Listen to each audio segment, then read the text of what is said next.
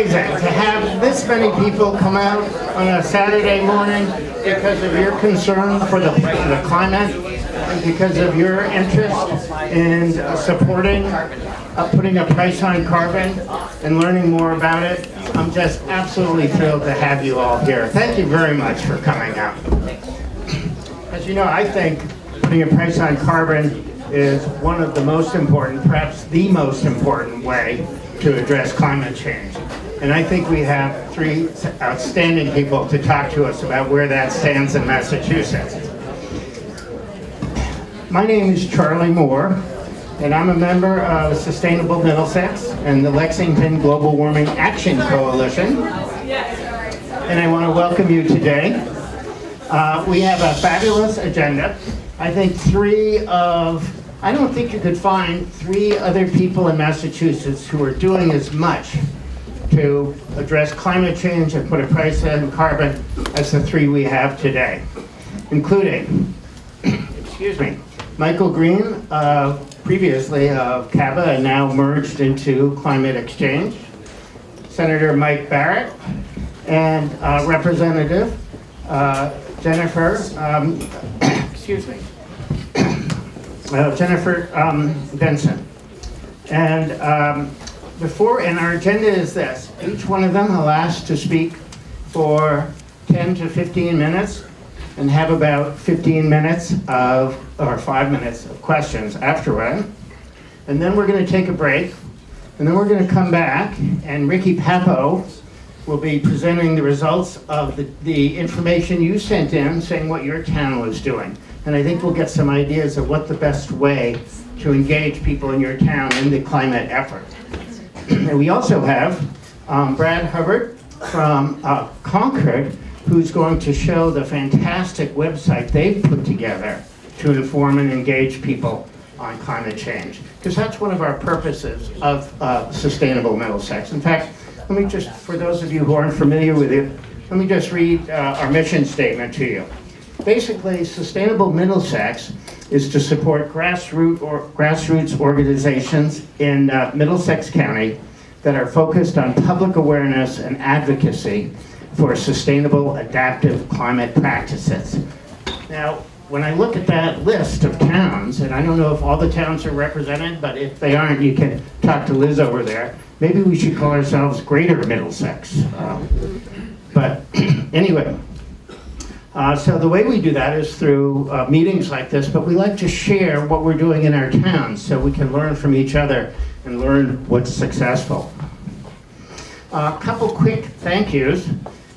First of all, the steering committee for Sustainable Middlesex, I want to recognize their work, and that includes Kay Tiffany, John Coulterman, Kay Tiffany from Lexington, John Coulterman from Belmont, Fred Yen from Winchester, Gail McCormick and David Lansdorf from Arlington. And I also want to do a special thanks to Brucey Moulton from Arlington for bringing the food in here today. Thank you, Brucey, for that.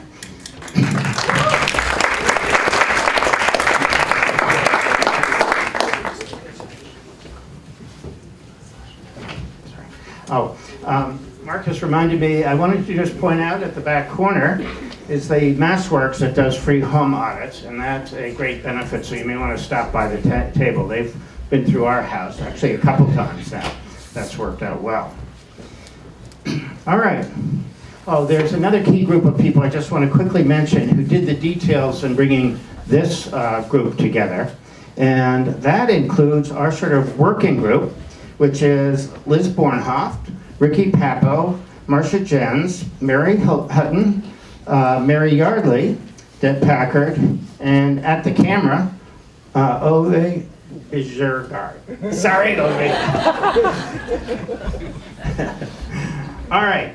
Well, let's get started because, and welcome. First, I want these guys who are going to be talking today are my heroes. So can we give them a round of applause just for coming?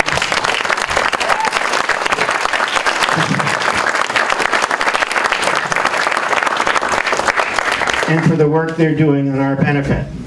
Now, Michael Green literally has a plane to catch, so I've asked Michael to start first. Michael was originally executive director in the Climate Action Business Association, which merged with Climate Exchange, where he is now the executive director on that. And he's been working really hard on putting a price on carbon.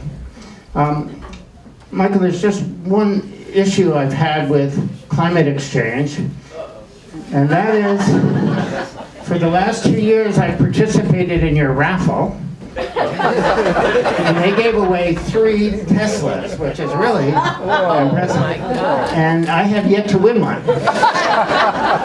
I'll try again next year, but I don't know if my car's going to make it. So maybe there's something you could do about that. So, Michael, tell me, what's up with putting a price on carbon in Massachusetts? Sure. All right. Great. So I spoke briefly with the senator, and since in the spirit that is the playoff football season, and him being such an important quarterback to our team, he's asked for a little bit of an audible, and that we'll kind of make some, initial quick remarks. And then maybe as a group answer some of your questions. And a lot of this because, the outcome that we hope to have here is for you all to feel mobilized, engaged, and empowered to then go to the State House, talk to your neighbors, and let's get this thing done this session, right? So let's have as much time talking about what that looks like back and forth rather than us being talking heads. I want to first by starting and acknowledging Senator Barrett. Let's get a round of applause for him. As well as Representative Benson, who is here with us as well. Thank you so much, Representative. So my name is Michael Green. I'm the executive director of a small group based out of the Old West Church in downtown Boston called Climate Exchange. We're small but mighty. We're kind of the new kids on the block, and 5 years ago we went door to door telling everyone that we wanted to work on carbon pricing here in Massachusetts. That door was closed more often than it was open, and we were greeted with a welcoming smile. And we've really seen the tides of that change.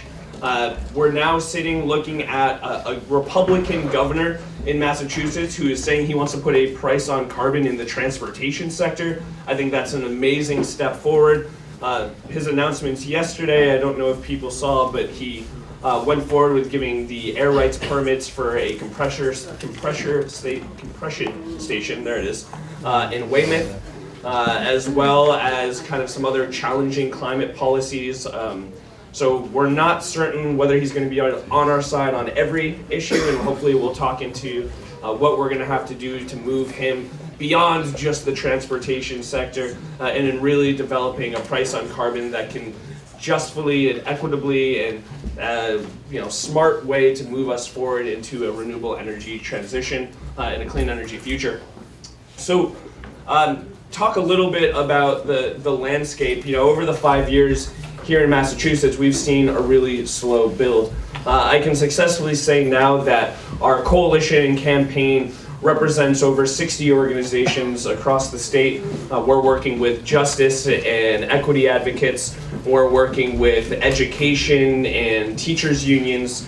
We have the opportunity to sit down with some of the largest utilities, business associations in the state that are all coming to the agreement that if rather than more red tape, rather than more regulation and dealing with this a step-by-step process, let's put a price on carbon and let's make Massachusetts one of the first states to do such. Now, I want to talk a little bit about Climate Exchange's role within that larger national landscape, because I think you guys might find it interesting in the context in which we're working here just in our state. But 5 years ago, when we first started talking about it, we had simple or very like-minded campaigns in Washington, Oregon, and Vermont. Well, over that 5-year build-out, we've seen Washington put it on the ballot twice. Carbon pricing is tough on the ballot, and we know that the story there. Oregon lost their lower chamber to a much more conservative leadership in that time frame. Since in the last election, that has swung the other way. And Vermont had a governor who initially took a no new tax and a no carbon tax platform. So Massachusetts has really just been that slow build. We've been smart to have 2 wonderful champions within the State House that have never put our legislation into any kind of a jeopardy where it's going to have a negative vote out from a committee or have any pushback from leadership. And during that time, we've seen a lot of other states follow our footsteps through the snow. And now I can say we're actively working in some way with about 17 other states across the country that are saying, hang on a second. Thank you. Hang on a second, if Massachusetts can do this, and Massachusetts has been the leader on education, Massachusetts has been the leader on marriage equality, Massachusetts has been the leader on healthcare, all things that change the tide of this nation, we should be following them on carbon pricing as well. So all eyes are really on us this session. There's certainly going to be a lot of pressure, and we're going to have times where we're going to push carbon pricing into some risky chances. I'm not going to be willing this year to sit and say, wait a second, this isn't going to be our session. I don't think that we want to push it too hard. Let's wait till next year. I don't think we're going to have that chance this year. The scientists certainly tell us that we don't have that chance any longer. And now all of the states that are following us and looking to us for leadership certainly want to see us get the job done. So we're going to need your support. We're going to need you guys to show up. And we're going to need you to show up here pretty quick. So we're doing a business-framed lobby day where we're bringing business leaders to the State House in 2 weeks. So if you're a small business owner or are able to represent your business in that capacity, definitely talk to me about that. We'd love to have you sit down with your elected officials. And then right after that, there will be a coalition. We'll be holding a more general lobby day for anyone to come in. We really want to make sure that our two bills, there's one in the House, one in the Senate, are going to have the most support out of any climate legislation that's in front of the legislators this year. So we need your help in order to do that. Once we get those large co-sponsorship lists, hopefully we'll have an overwhelming majority on both sides. Then it's going to be up to getting the pressure really on both chambers. We have new leadership over in the Senate.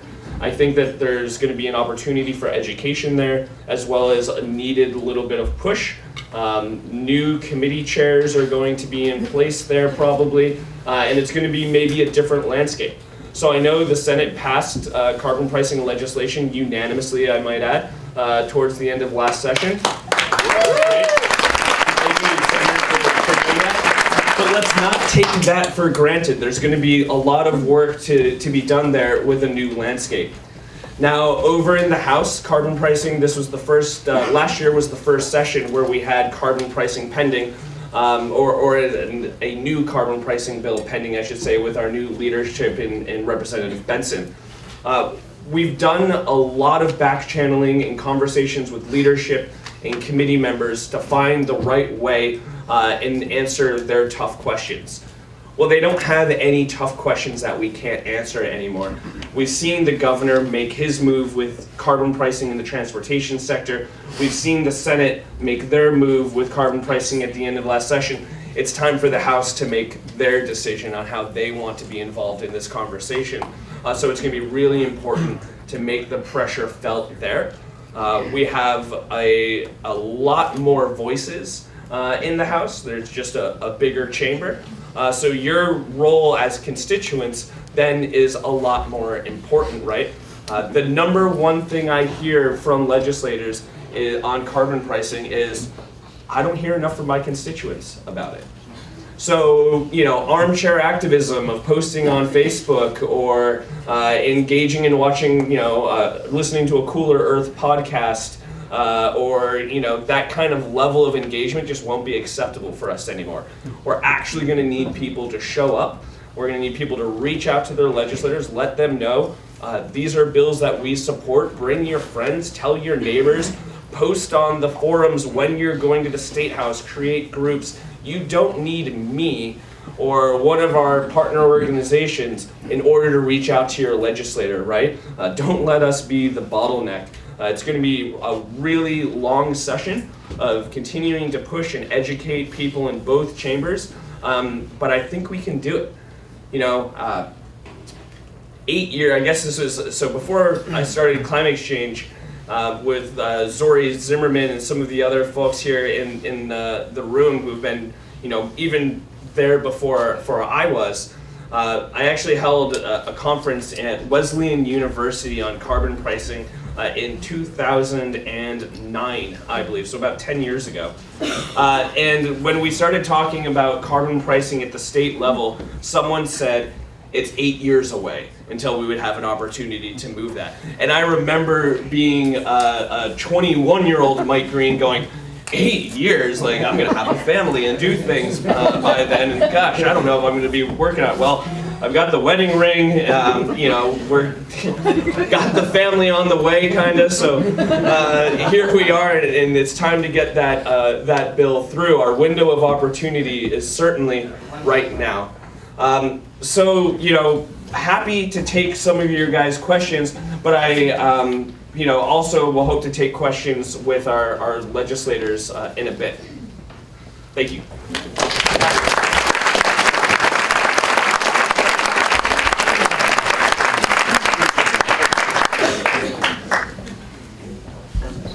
Hi, Mike, you mentioned the governor and TCI. Hi, how are you? Good to see you.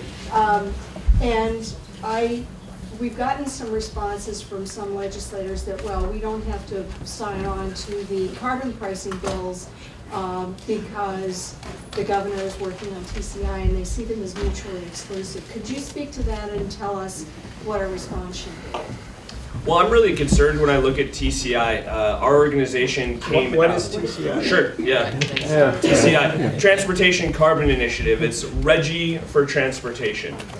There's two pieces that I will say that I'm very careful about when we're talking about TCI and RGGI's success. First, we knew this was coming. We published a report in October that looked at best practices and challenges from RGGI and the Western Climate Initiative, what we commonly just think of as the California Cap and Trade Market. So in the RGGI market, we had great success in reducing emissions in electricity. Maybe not, right? We also saw a massive boom in natural gas during that same time. Based on the calculations in our report, we're looking at less than 6% of the emissions reduction that we saw was actually coming from a RGGI price or any kind of price. Well, what about the investments in energy efficiency?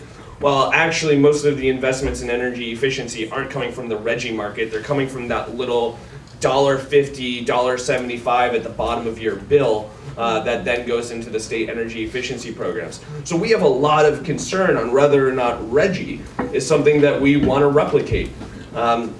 In the electricity sector, we had 5 coal plants across the state. 4 coal plants across the state? They're all closed. We had. I'm sorry. We had 5 coal plants across the state. When you closed one of them, or switched it over to natural gas, you saw a pretty sizable reduction in emissions. Well, we don't have 5 cars in the state that are moving us all around, right? There's gonna be a lot more pressure points that we're gonna have. The market's just not gonna work the same way. So how do we talk to them then about TCI? I don't think that we have the 8 years that we got from RGGI to from starting to where we're at now, and then 8 more years to do TCI and decide how the governors want to move forward.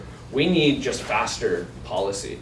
If anything that we saw from the governor's responses yesterday in his approving of a compressor station, his support of natural gas, he's not necessarily on our side in this climate debate, and we're taking that for granted way too much, especially within the legislature. So I think that we have to tell them that, you know, if you want to say in this policy and you want to make it a stronger policy and you want to be a climate champion, then we can't just let the governor act and move forward with this. It's really going to be up to the legislators to make stronger policy. So that's going to be the message that we're going to be getting out, that it can't be just transportation. We can't continue to do this in a piecemeal fashion. And also, we have no proof that the governor is going to create a ambitious and the policy that we need. So therefore, we need the legislators to really step it up. How do I find that report that you were It's on talking climate-exchange.org. Okay. Mike, can we get all the speakers up and then we'll be able to address Right. the Yeah. questions Sure. collectively? All right. Yeah, sure, thank you. Michael, thank you very Yeah, much. of course.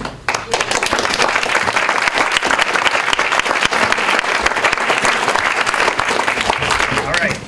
Our next speaker is Senator Michael Barrett. I like to call him our senator in Lexington, but he actually has quite a few times for representing, I think, Carlisle, Chelmsford, Concord, Lincoln, Waltham, Sudbury. I don't know, Mike, if I missed any. But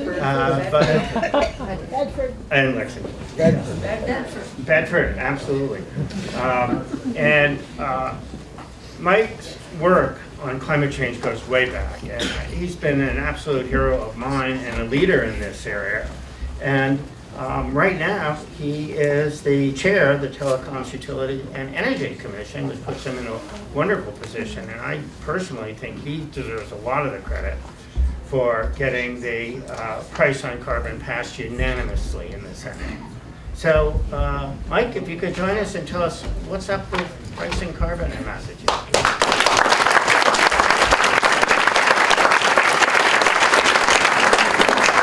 Well, my thanks to Charlie and Lizbeth and Zori and all the members of Sustainable Middlesex. This is an incredible turnout. You know, the bad news is climate change is getting worse. The good news is people are starting to notice. And so we have to take solace in the good news. But before we take any satisfaction of any kind, I want to introduce my colleagues who are here. First of all, we have Representative Michelle Chickalow of Lexington and Woburn.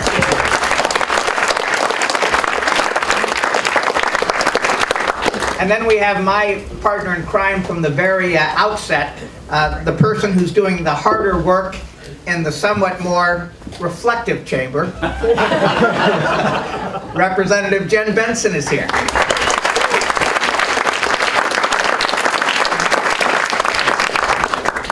They're big thinkers over there in the House, and there are more of them, so they take a little longer, but she has thought deeply about this and still manages to offer moral and political leadership, and I'm incredibly grateful to her. And I'm not really kidding, her job is tougher than mine, it's a bigger place, and she has to convert more people, and she's doing it brilliantly, and Michael and I are incredibly grateful. Michael Green, as you may begin to surmise, his organization offers the statewide strategic thinking on this, and so it is critical that he actually stay here and help us answer the remaining questions. But he's got to run at some point to pick up somebody, I think, at an airport. He's got some excuse. I think he's going snowboarding. It's a hockey game. So here's the thing about carbon pricing at this particular juncture. We really need your thinking. We need your input. The idea has gone mainstream in a good way. More and more people are motivated by concern, maybe by fear, maybe by terror, to realize that climate change is truly an existential challenge for all of us, for all of our families, all of our cities and towns, for everybody on the globe. And so we have to start to get down to the weeds a little bit and consider choices. We're going to have carbon pricing, I believe, economy-wide in Massachusetts and elsewhere.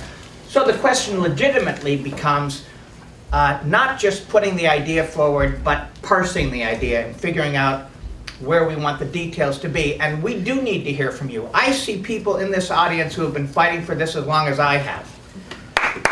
Thank you. Actually, I see people in this audience who have been fighting for this longer than I have, if I could give credit where it's due, and I'm especially grateful to you all. The question now comes, what should carbon pricing look like, and what is the balance between politics and substance? And there does need to be a balance. You don't come by votes lightly, as Jen could tell you and as Michelle can tell you, in either the House or the Senate. You do negotiate. There are competing interests, although in many cases, and the fear, the overriding fear in those who still resist coming aboard some form of pricing carbon is that they'll lose in the next election. Because opponents, whoever they might be, let's say they're conservative folks, are going to misrepresent whatever form it takes, or so the speculation goes, as a tax and do a kind of yellow vest counterattack on those who propose to put a price on pollution. The yellow vest thing, or some form of it, the resistance we've seen in Canada to what Justin Trudeau is trying to do, the defeat we saw in Washington State, we can distinguish all those cases, as the lawyers would say, but still there's a core truth that arises in all those cases, and that is that we should not view the fight for carbon pricing as an instance, as a situation where we make a breakthrough and then forge forward without obstruction for the rest, for the next 3 decades.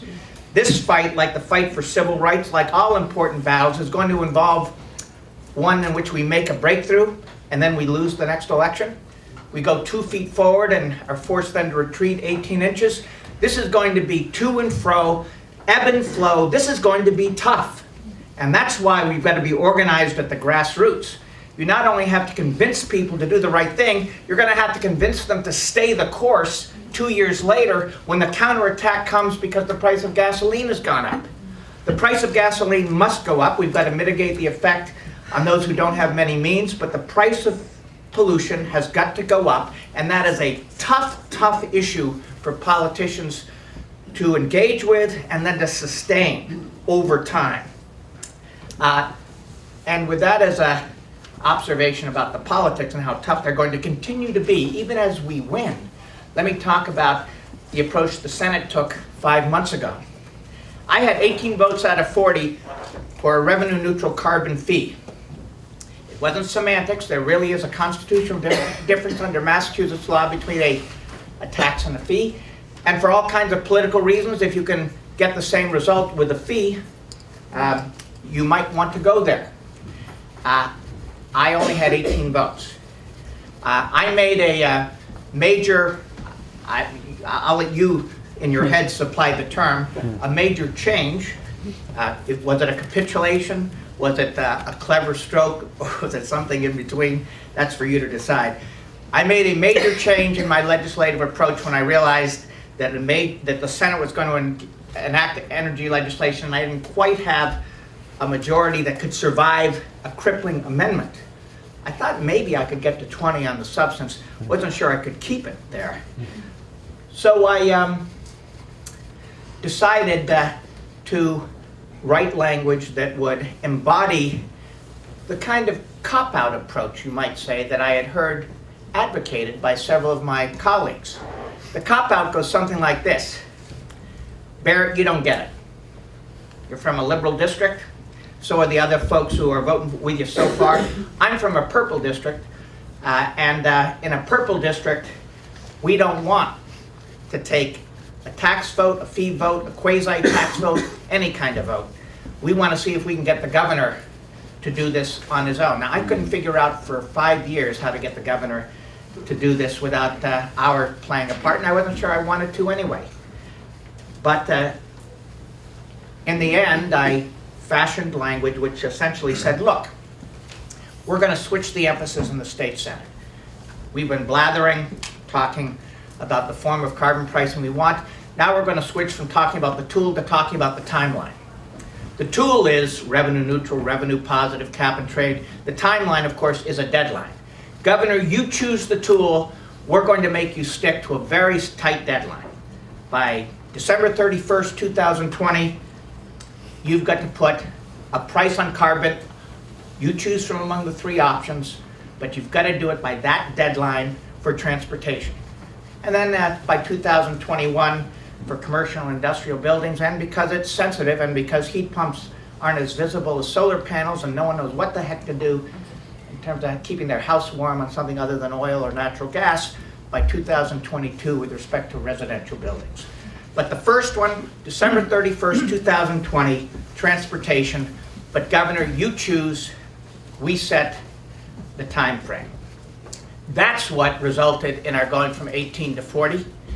And again, I'm not going to attempt a political analysis of why everyone, including 7 Republicans, felt so good about shifting the immediate burden of choice to another elected official. Remember, I'm not going to attempt to put why that was so appealing. But there you have it. I didn't expect, I wouldn't have guessed that we would have gotten 40 votes for that alternative, but we did. So I've drafted legislation for 2019-20 that starts there, but adds 2 more elements, and then I want to yield the floor to Representative Benson. And by the way, it's a good thing that the House and the Senate have different approaches. We need healthy discussion with you letting us know how you feel. So we don't want the House to follow on with the Senate. As long as we have something called a conference committee process and it actually happens, we can not only tolerate differences, we can encourage them. The 2 additional features that I think represent the recognition that carbon pricing is fundamentally at a different place and that climate change and appreciation of its dangers are at a different place are as follows. First of all, the most aggressive bill in North America today stops at $30 per metric ton of CO2 equivalent, $30 per ton of pollution, which is a useful way of standardizing pollution effects across all their different sources. That's much too low, and we've always justified its being low by saying, look, you don't want to give the voter sticker shock, so you start low. And well, it turns out that the political calculation's always been that not only do you not want to give the voter sticker shock at the beginning, you're also kind of gun shy about giving the right wing the ability to seize upon a price at the end of the iterative process. So British Columbia tops out at $35 today. $35 is about 29 cents a gallon of gasoline. I'll let you, again, looking back at the history of gasoline prices over the last decade, decide how much a 29-cent difference might make in terms of decreasing consumption, driving people toward electric vehicles or toward hybrid vehicles or toward driving less or using mass transit or embracing bicycles or turning down the thermostat. You decide how much 29 cents a gallon of both roughly heating oil or natural gas, but certainly gasoline, might bring us to. I think it's too low.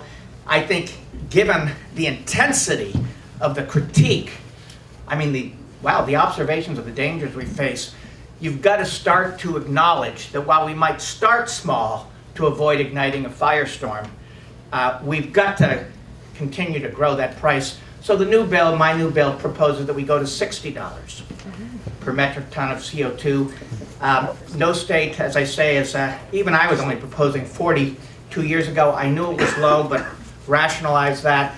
We're all in a new place. Remember, it's time to start discussing particulars.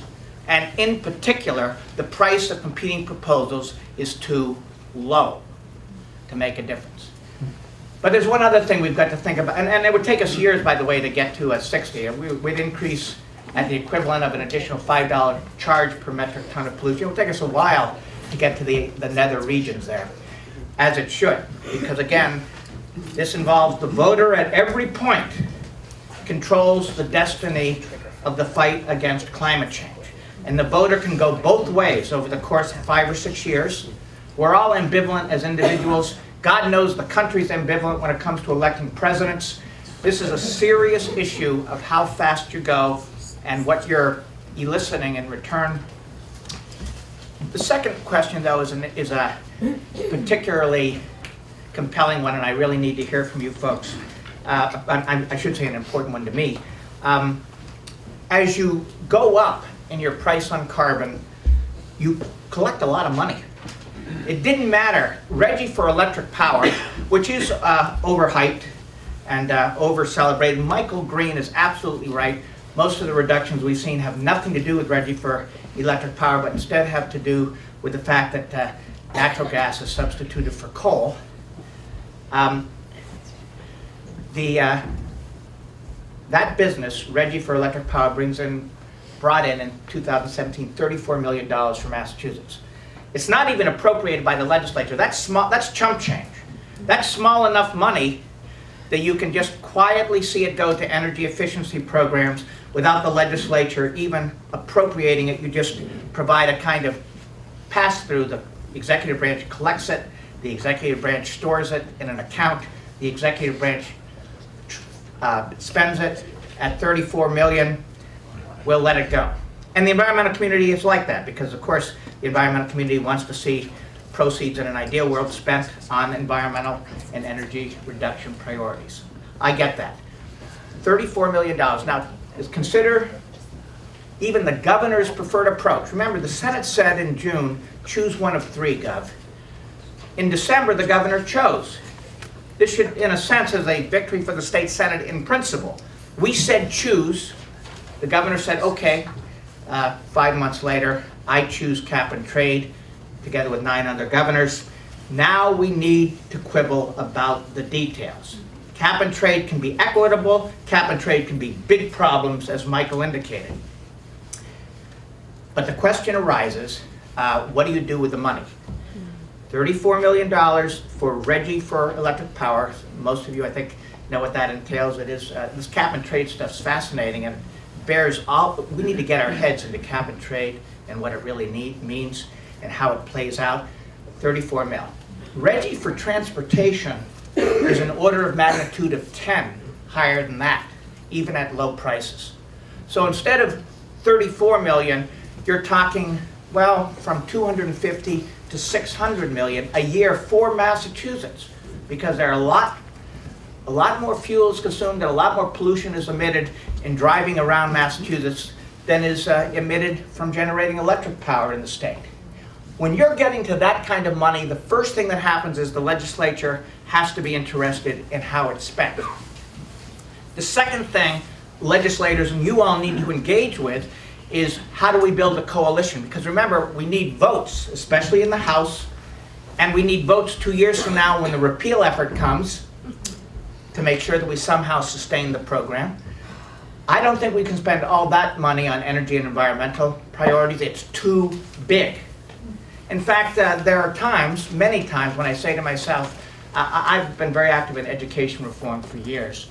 I was in the state Senate once before for 8 years representing Cambridge and a part of Boston before my family and I moved, and was extremely concerned with the condition of urban schools. I will confess to still being interested in those issues. Since 1993, when we had ed reform in Massachusetts and provided for fair funding for poor schools that can't get the money from their local property tax, means the state has to supply the difference between a quality education and what the local property tax capability is. We evened up that difference in 1993. Poor districts got a lot of state aid, in other words.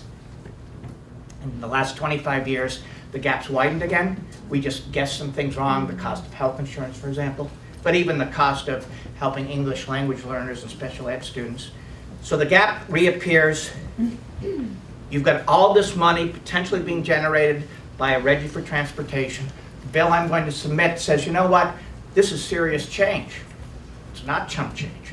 So let's allocate it 60% for mass transit. That's should be of enormous interest to the environmental community. Clean transportation, if you will.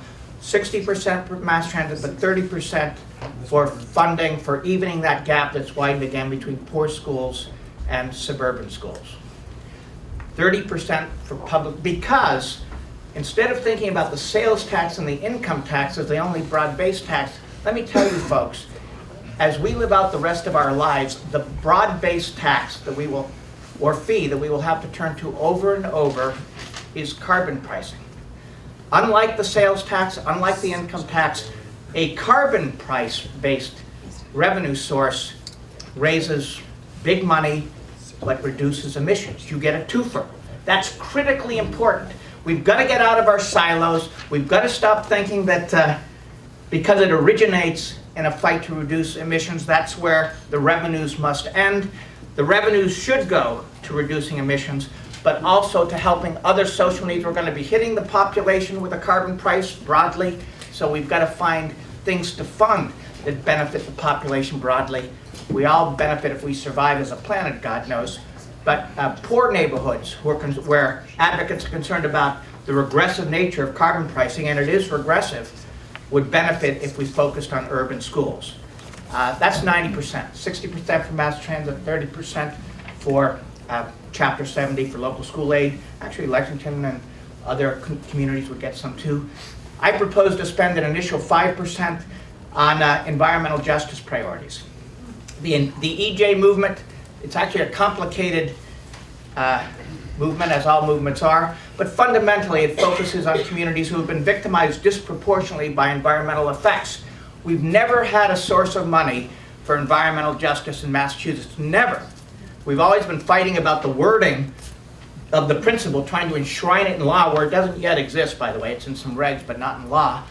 We've never asked the question, where the hell are we going to fund mitigation for communities that are really shellacked because of an environmental effect? This would be the first ever designation of money for EJ priorities if we can get the legislature to take an interest in what Reggie for Transportation is going to generate. And then I would reserve 5% for the energy efficiency programs that are already well served by Reggie for Electric Power. So it's 60-35-5. The environmental community hates this idea with a freaking passion. They want all the money. And you could justify it to a point. But I respectfully beg to differ. This is broad-based. And remember, you could go revenue neutral. That's one of the 3 options we gave the Gov, and send all the money back to people. That's my original preference. That's the most equitable if you're concerned about low-income effects, what I've been proposing for 5 years. If for whatever reason you want it to be a revenue source, and the Reggie thing is a big revenue generator, then it's either a straight-on tax, or it's this exotic, kind of somewhat mysterious cap and trade process. Again, throws off a lot of dough. And if you're going to go there, Governor, if you're going to be a revenue positive guy, and more power to you, I've got no problem with that, then this has got to go for to help poor urban schools and all of our school systems, as well as to help environmental issues. Those are the big ideas that are going to be, so it's up to $60. It's revenue sharing beyond the environmental sector. I will yield the floor to Jen Benson, my esteemed colleague, who I want to treat me very nicely, even though legitimately she may disagree with this stuff. And Charlie, thank you very much. Thank you. Gosh,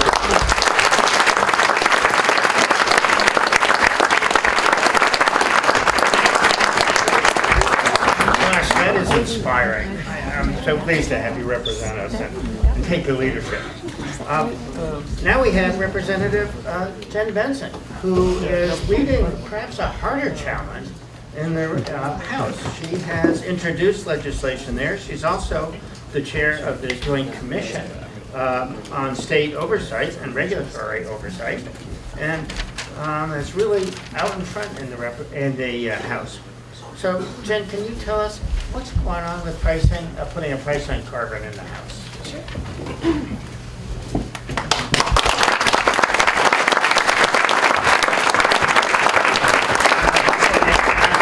We'll open it up to questions.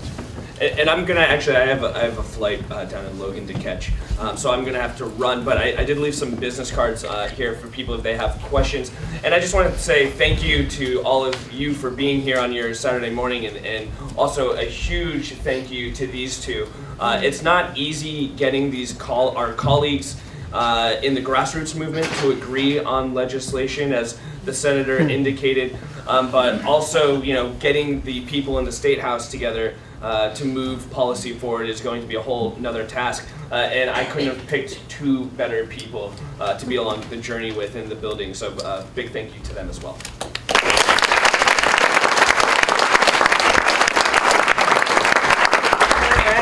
Well, what have I gotten myself into? Yes. Well, I'm really excited to be here, and I'm really excited to talk about this issue. And clearly you are too, because that's why we're all here on a Saturday morning and not warm in our beds still. So I will say, maybe I haven't been fighting this fight quite as long as the senator, because I'm not quite as old as the senator. But I remember, I grew up in New Hampshire, and I grew up hiking and being outdoors, and when I went to college, my friends and I were upstate New York, and we drove down to the first, new Earth Day in Washington, and I think it was 91. And so, you know, I learned a lot then. I bought my first reusable, you know, grocery bags there. People looked at me like I was crazy. And so, you know, this has been a passion of mine. And I have 3 kids. And when they were born, I looked at them and I thought, I have a responsibility, right? So that's what brought me to this fight. And it is a fight. It's a fight now, I think, more than ever. And so we're seeing, you know, things happening in Washington that are not positive for this cause and puts more onus on us as a state to do something and to be a model. And so I'm really excited that the legislation I filed last session ended up being a model for many other states. I've had the opportunity to go around the Commonwealth and elsewhere to talk about it. But you know what? There's always room for improvement. So you are right, I have not yet refiled this bill because we're tweaking the language. And I'm really excited about where we're going with it. So I'll just give you sort of the basic sort of idea of the legislation. I don't know if you've read it or seen it or have any idea what I'm talking about. I was really interested in putting a price on carbon, and I had heard about this and cap and trade systems and everything else. And of course, I had come into the legislature right after Reggie was passed. And so this was an interest area. And then I started hearing about other mechanisms. And I actually got to take a class with Cass Sunstein and learned a lot about how the Obama administration was approaching this issue and sort of their methodology around putting a price on carbon and why that's important. And so we modeled my bill, it's a fee and rebate system, and we modeled it on a couple different principles. One was, you know, it's not enough to just raise the cost of fuel. And I know fuel is artificially deflated because of a lot of things that happen in the federal tax code and giveaways to big oil and others. So we have an artificially deflated price of fuel here to begin with. So yeah, we need to fix that, right? We need to start to fix that. But there are other mechanisms here at work. And you know, having done some studying around behavioral economics, understanding sort of that idea of touching people multiple times and nudging their behavior. And I think this is really, really important because we have seen it all the time. Gas prices fluctuate. They fluctuate quite a lot. In 2008, when I first ran, the price of gas was over $4 a gallon. And yeah, we saw the, you know, car companies and stuff start to, you know, offer different models and, you know, a few different things, but we're not seeing the huge impacts of that. And so what can we do beyond just raising that cost? So part of it is educating and informing people and giving them tools. And so the idea of the fee and the rebate is, yeah, you're paying more for that gallon of gas or that gallon of home heating oil, but you're also getting something back as a reminder of what this means and what it is. And, you know, where we have seen this happen before, British Columbia is one. We've seen some other sort of similar programs in other parts of the world, and what we see is people really value that. They see this as a positive, so they're getting that check or whatever it may be back with educational material saying, here's the money you're getting back from this. Use it wisely. Here's some ways you can use it. So you're actually educating while you're having this program. So 80% of the money that comes in through this fee is rebated to people. Now, I also believe that climate change is happening pretty rapidly, and we can't just sit back and hope that over time people will learn, right? So this is a piece of the puzzle. The other thing that I worry about is there's a lot of people in our Commonwealth who really can't afford that additional burden, you know, that additional cost. And so, first of all, we are weighting those rebates by income. So there is a redistribution of these funds as it comes into the state to hold those who are least able to pay more harmless. And from our models, most people in the bottom, you know, 2 quintiles of income here in Massachusetts would actually make out ahead. So we're giving them more tools to address climate change, to address their carbon footprint, than say the folks in the top 2 quintiles. And so, you know, the people in the middle, those middle income earners, are pretty much breaking even.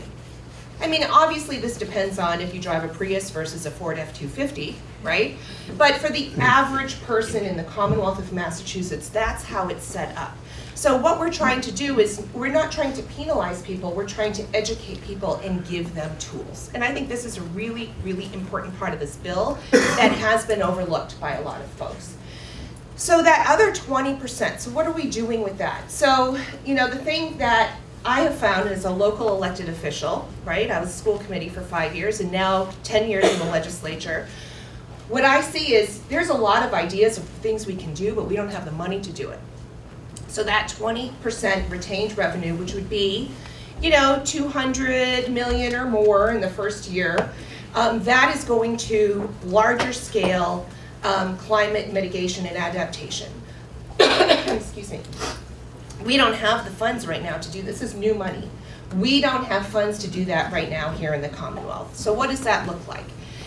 To me, what it looks like, and there are guidelines in the legislation of what those funds could be used for, but that means, to me, we should not have schools and town buildings that are leaky. They should be energy efficient and have green energy upgrades. Most towns cannot afford to do this. The MSBA does not do this. So we don't have money right now to be able to do that. It means that towns should be able to get together and regionally address these issues. So let's say if this is a municipal light plant or, you know, other areas, what can we do to help regions address these issues? It also means that small businesses, who I have heard from, who can't get still access to capital to do a lot of these projects, we can develop a low or no interest loan program for them.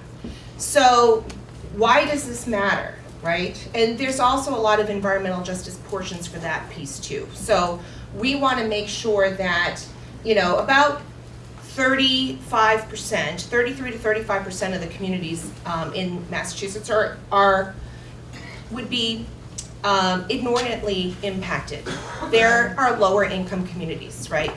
We want to make sure that for these municipal dollars that go out, 40% of that money goes to them. So there's another touch of, you know, redistribution here. We want to give those communities more tools to address this program. And why is that, or this problem? Because a lot of the incentives that we already have at the state level, people who are middle income earners and higher are doing it.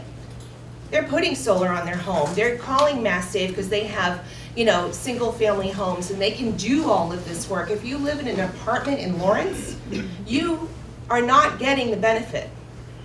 And what does that mean for the rest of us? Not only is it bad for them, because they could be saving money, they could be, you know, reducing their carbon footprint, they could be doing all these things, but what it means for all of us is there are sectors of our communities and our economy here in Massachusetts that we are not touching.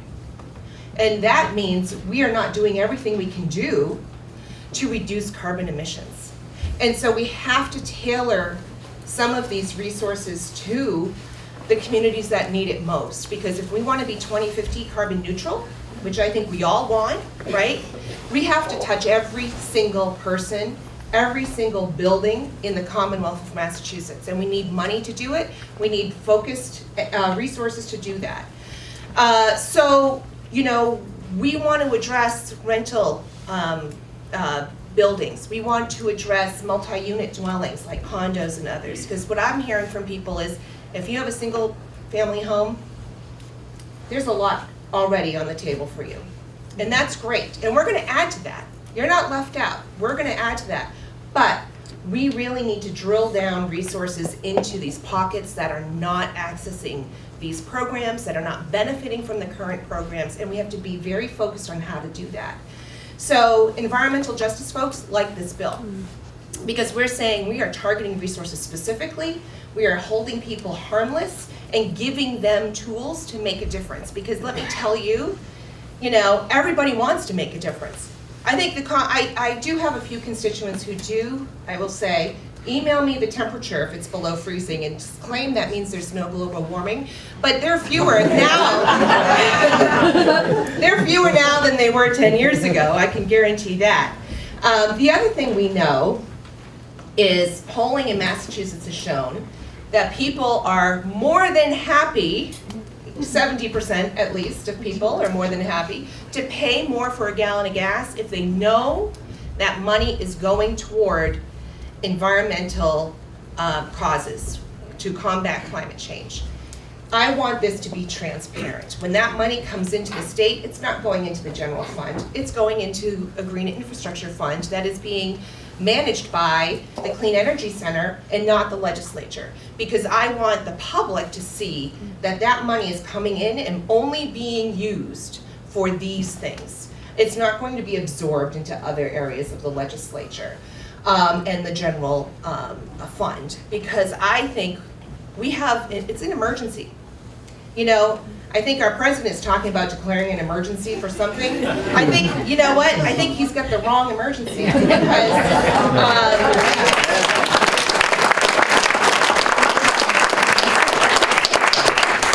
we have a crisis right now that is, you know, we're doing stuff for it. I think people feel good. I'm bringing my grocery bags, or, you know, there's more electric cars coming on the market, and, you know, we're doing these things. But the fact is, last year, our carbon emissions spiked. Last year in 2018. So as much as we think we are doing today, we are not doing nearly enough. And it's going to take targeted resources. And, you know, I should stop saying this because I'm, you know, wishing ill upon myself. But last year when I filed this bill, and the first time I got up and talked about it, I said, I am willing to lose my election over this. This is too... my colleagues who, in the House who are nervous, we passed a gas tax increase, and did, I think, the right thing by having it tied to inflation, because that is fact, that is reality, that is what we're dealing with, and that was repealed by the voters. My colleagues say, I cannot take another vote like that. I cannot go before people and say, I'm going to now put this back on you. And so they are afraid, and I think that's where we are so important. We need to give them the support and the education so that they understand not only that this is important and the environmental community likes it, because they do, but it's important because it's all of our futures. We're not talking about generations down the road, we're talking about 50 years. You know, we're talking about right now in the Seaport District of Boston, we are getting floods like nobody's seen before. And this used to happen maybe every, you know, once a decade. It's now happening several times a decade, and that's going to increase. We know the science behind what happens when we lose glaciers, and we are losing them big, big time. I was just saying to my husband the other day, who's here, right? That I want to go on an Alaskan cruise because I want to see a glacier before they're gone. And we know what happens to climate. We understand what happens, and it's happening to us right now. Our farmers know what's happening right now because those zones, remember when you know, when I was young and I had we had our first house and I was out tilling the garden and I'm looking at, well, what zone am I in and what can I grow now? They're rewriting all of that. It's changing, right? Oysters, fishermen, you know, we are losing our fishing beds. They're moving further and further north. This is a huge industry for Massachusetts. So this isn't just about we want to feel good about ourselves and be a leader in the country, because yeah, that's great.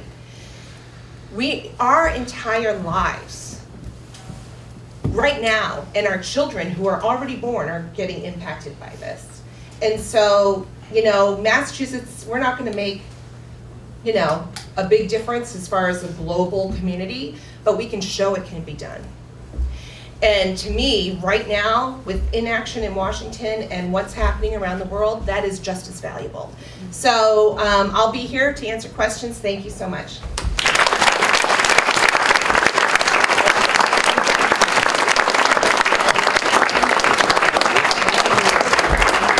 Don't we have fabulous leaders here? Yeah.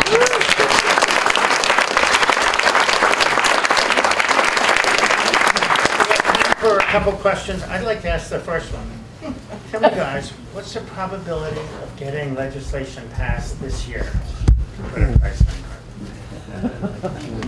You do it. No, I mean, Go ahead, go ahead. well, good question. I think, Mike needs a mic. Mike? let me tell you, frankly, where I start from. And I say this reluctantly because it's certainly not in the interest of either senators or reps that this should be the case. But I start from the assumption that there's a 60% likelihood that the form of carbon pricing we have for Massachusetts is now in the hands of the governor. He controls, for the next 12 months and probably beyond that, the outcome of this issue. His conversations with 9 cooperating governors are real. It is more likely than not that the legislature temporarily loses control of the trajectory of this carbon pricing question, and that governors determine it. And so then we're going to have cap and trade. That is more likely than not.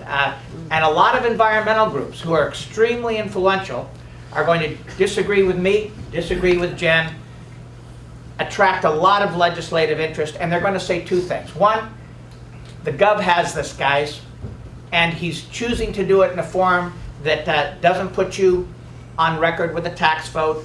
In fact, given the language we passed in the 2008 Global Warming Solutions Act, a good argument can be made that no legislative action is required at all. You get to bypass the trickiness of this. The governor will do it. So when I say it's 60% likelihood, not only is it that he has the tools without coming back to us, probably there could be a legal challenge, some gray areas in the 2008 law, but it's also likely that he will do it. If it's going to be cap and trade rather than fee and dividend, or rather than a revenue neutral carbon fee, then the question becomes, what kind of cap and trade market are we going to have? Because you could do this well or poorly. I'm focusing, as my bill mentions, not on whether we can get the governor to do a redo. He's made his play. He's got 12 months to work out the details. It's more likely than not that he'll go forward. Many politicians will be happy to see him take the responsibility. But the legislature and you then have to ask the question, what happens to all that money? And that's where my bill, I think, is state of the art, maybe even ahead of the curve. Maybe I can share your table. Can I sit at your table? Yeah, why don't you sit? That's fine. All right. Actually, why don't you- All right, I'll move. Okay, that's good. I thought it was weird they put me over there. So my bill last session started out with 59 co-sponsors. We have 160 members in the House, so you do the math. But by the end of session, we had 70 people sign on to a letter saying we support this, and we started getting our first Republicans as well. So the legislature is changing, and I'm interested to see how many co-sponsors we get this session, but I'm hoping we'll get over 80. So that does not guarantee it will come up for a vote. Just because someone signs on to a piece of legislation does not mean it's a guaranteed vote. So, I just want to put that out there so everybody understands that. But it does mean we have momentum. And we are also increasing the coalition of groups who are supporting this legislation. So last year we had environmental groups. We had some business leaders supporting it, which was fantastic. We now have groups of scientists. We have faith leaders who have come out and support, including the Catholic Church, by the way, who are actively pursuing and pushing this legislation, as well as many, many other groups from whether it's labor, regional planning organizations, and others. So this coalition is growing by the day, and that is really, really important. Anybody, and I will put it out there, who is involved with Mass Municipal Association, I've been working on them, please help me do that, I'm looking at you, and because this is real money for communities as well. So I think this is really important.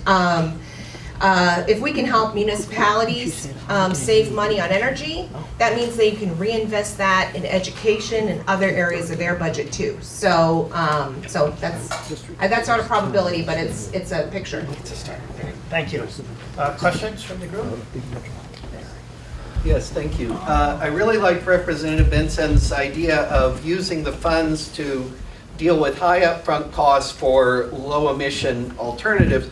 But the examples you gave were for residential, and the first one is transport. I was wondering if anybody's thinking of something like the Cash for Clunkers program as a way to address that in transport. No, that's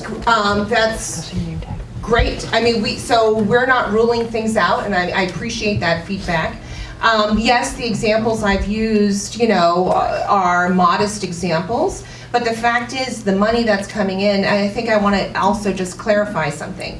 So the money that's coming in, obviously, when you're buying gas and all of these other areas, it's all together. So, so that money, when it comes to you, you can use however you want, right?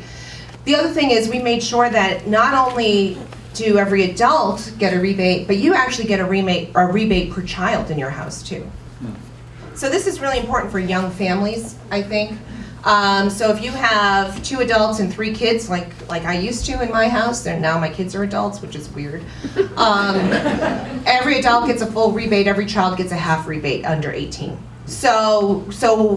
I think that kind of, so when you talk about the income distribution, and you're talking about making sure kids get rebates, and we're talking about a healthy amount here. So that can be everything from putting new tires on your car to investing in a down payment for a new car, whatever it may be.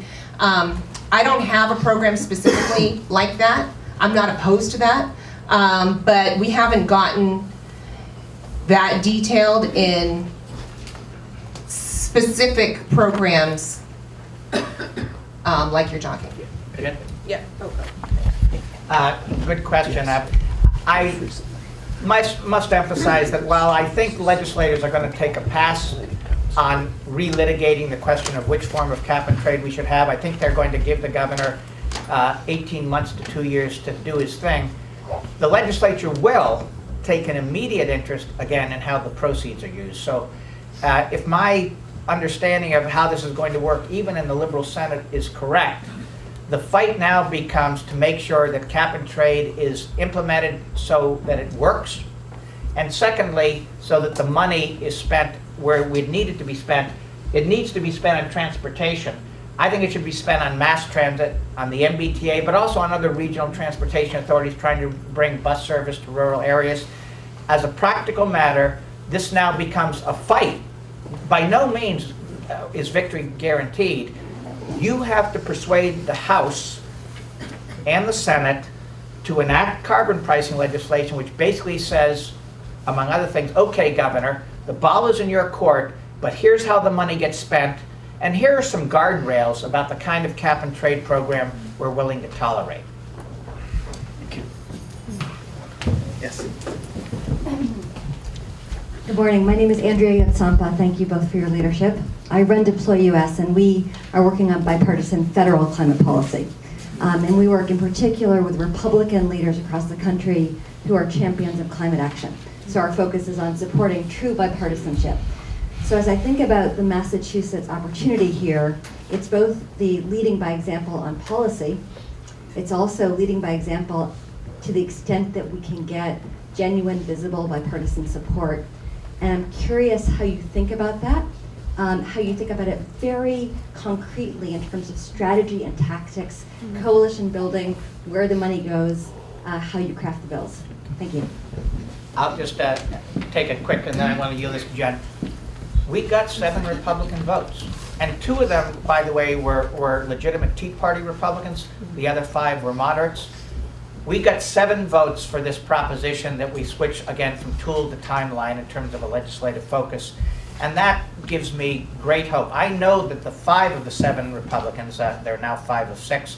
One person who voted for this got defeated, replaced by a Liberal Democrat, I might add.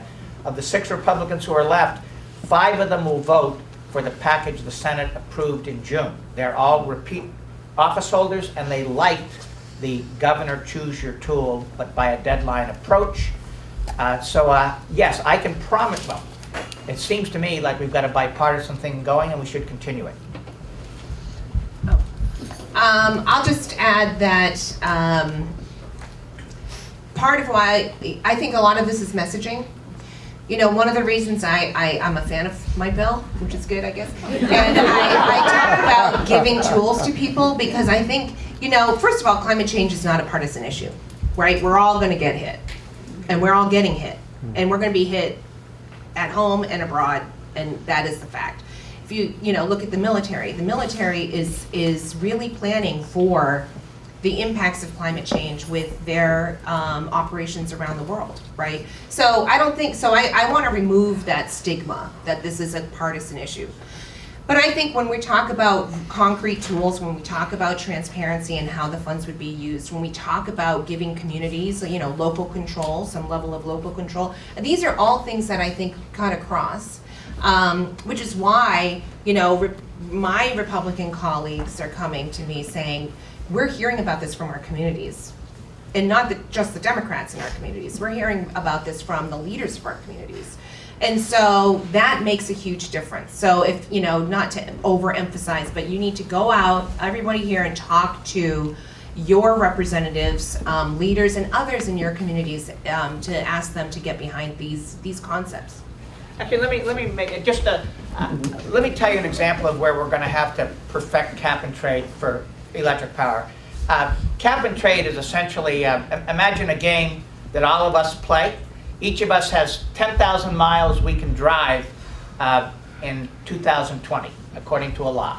And the 10,000 miles are represented by a pile of chips, and we cash them in, I don't know, 1,000 miles at a time.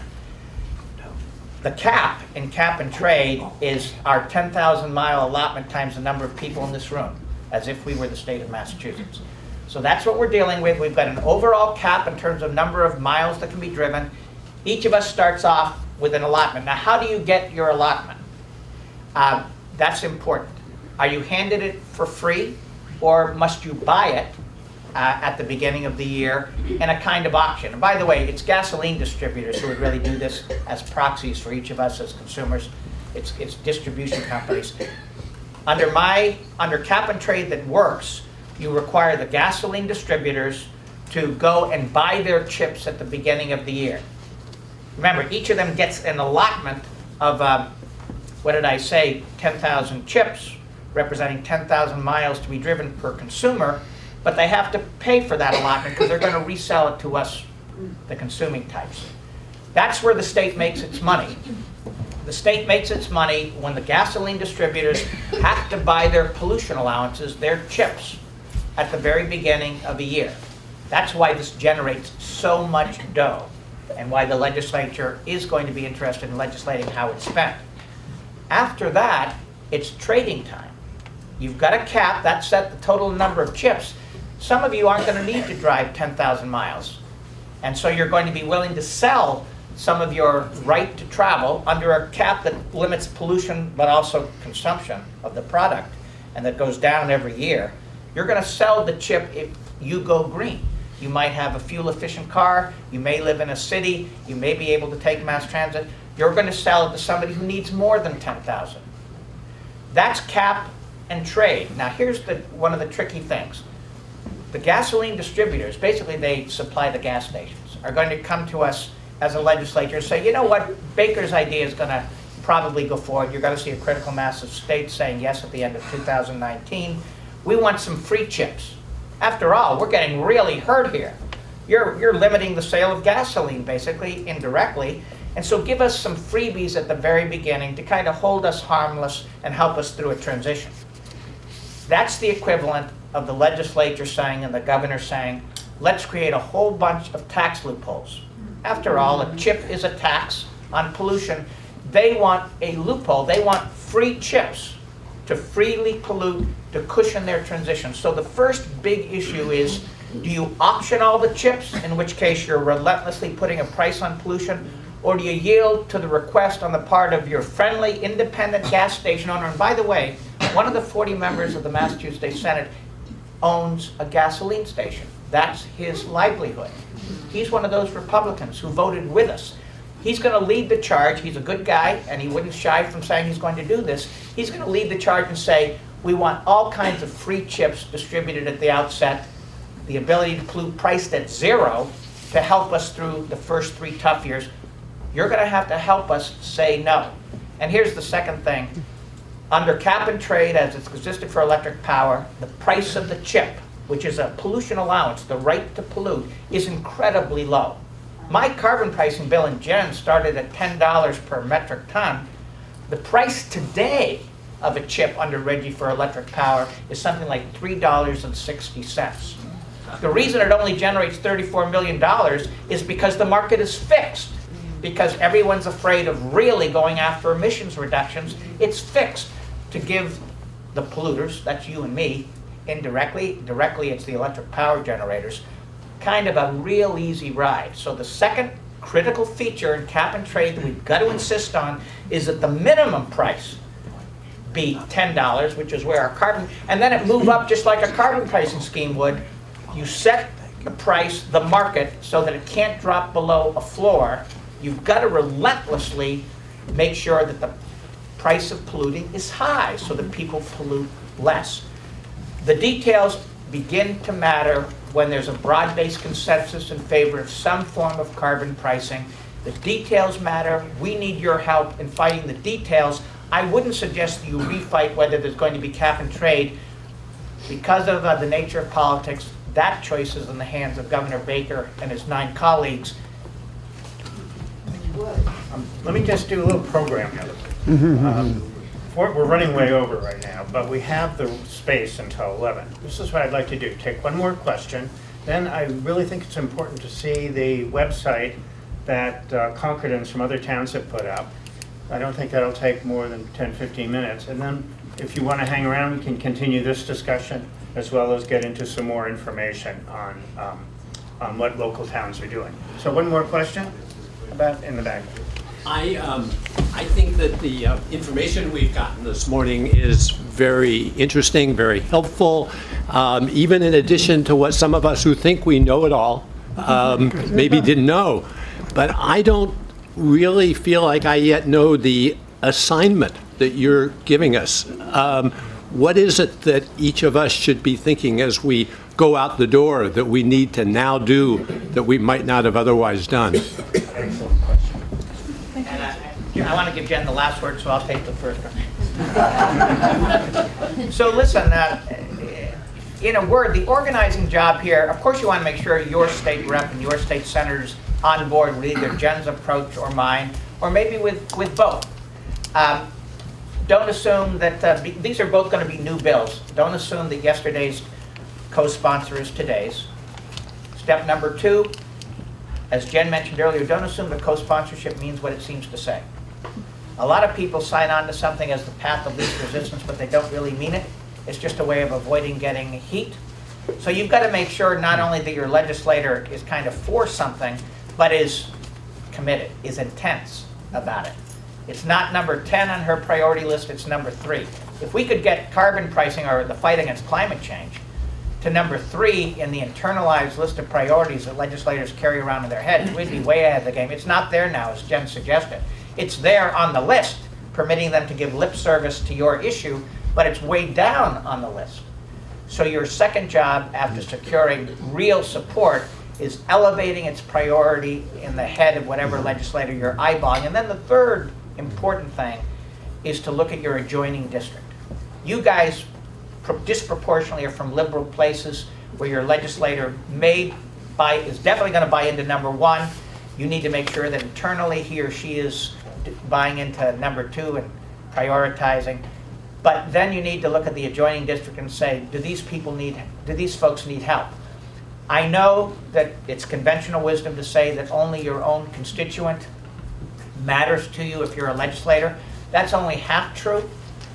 The truth is that if I host a dozen people in my community hall, I'm not going to notice if 4 of them are outside my district.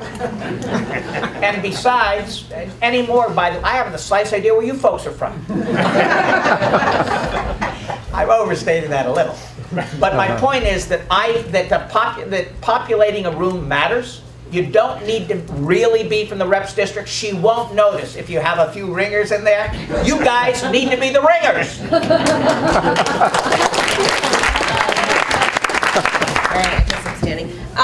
So I will add to that. I agree with everything that the senator just said. I will add that there's also a legislative process. That process means once committees are formed, bills are referred to committee. So even if you are not, your rep or senator is not on a committee, you still have a right to weigh in, whether that's through formal testimony. I would encourage you all to submit formal testimony once these bills start moving in the legislative process. I know as a chair of a committee, I read all of that, not just the ones from my district for sure, right? And then I would say public support, letters to the editor, hugely important, because then you're not only talking to the people you like to talk to. And that's the problem we're all in, is you know, we all live in our own little echo chambers. So if you can get out and send letters to the editor, get your town boards on board, you know, to vote, to endorse something like this. I mean, all of these things make a huge difference. Okay, thank you very much. We're going to take a 5-minute break, and then we can reconvene, but please thank you. Charlie, can I just have one follow-up clarification, because I still don't think it's clear, okay? Are we talking about supporting your two bills, or is there some other bill coming that will clarify what Mike, you talked about how TCI money would be spent? We just talked about your two bills? No, well, my money does speak to the issue of how it would be spent, bill. but I think Jen and I would. So here's the good news, and it is good. As carbon pricing and that climate change fight become broader based, more ideas come into the hopper. So you'll probably see bill number 3 and bill number 4, and that's a good thing. But because it's now time to dig down into the weeds, each of you and your organizations have to decide which of these 3 or 4 ideas you'll favor, because we're likely to see, you know, more cooks in the kitchen. I will add to that, even if TCI and the funds for that are all set, we're missing more still.